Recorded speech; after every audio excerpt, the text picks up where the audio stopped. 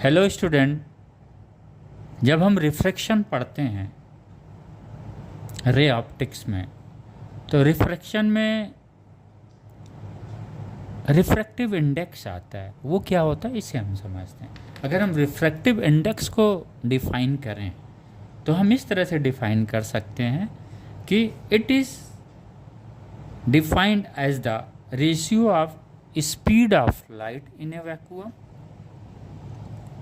to the speed of light in the given medium।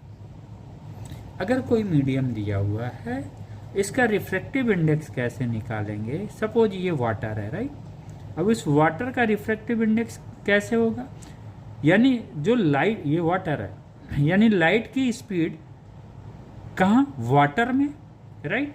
और light की speed कहाँ पे, वैक्यूम में। सपोज लाइट यहाँ से आ रहा है, वैक्यूम और एयर में बहुत लाइटली डिफरेंस होता है स्पीड ऑफ लाइट का।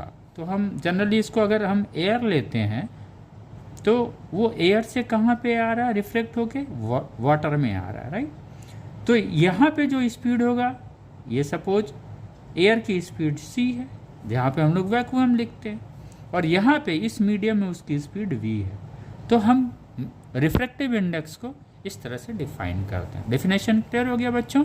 चाहे तो आप नोट कर लें। It is defined as the ratio of the speed of light in a vacuum to the speed of light in the given medium. उसमें जो इंपॉर्टेंट चीज़ है वो समझने की चीज़ है बच्चों।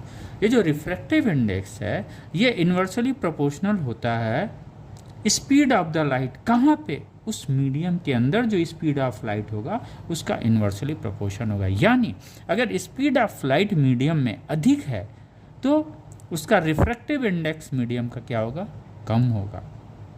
क्लियर हो गया? अगर किसी मीडियम में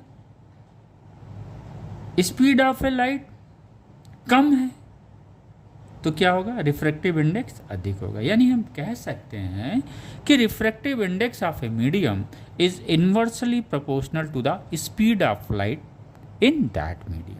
क्लियर हो गया ये दिस वन। आइए, अगर हमें स्पीड ऑफ लाइट का क्लियर है तो हमें पता है v equal to n lambda, speed of light is equal to the frequency into wavelength, right.